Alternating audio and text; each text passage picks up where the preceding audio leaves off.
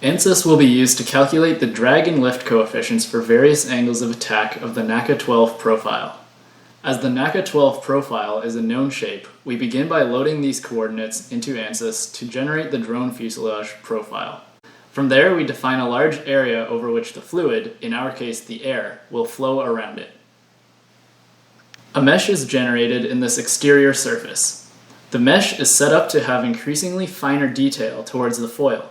This will provide better resolution in the area that we are interested in and where the flow is more irregular.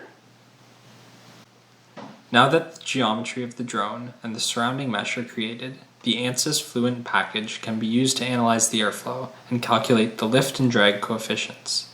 Before we can begin solving, we must first set up the properties of the system.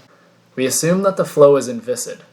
This is done to simplify the mathematics and avoid using the Navier-Stokes equations.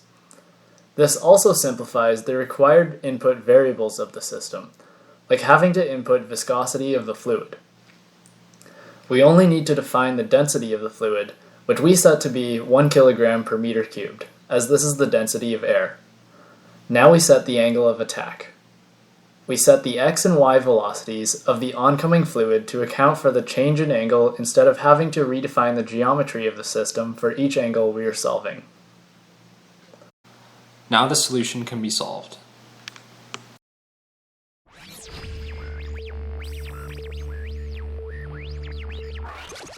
One eternity later.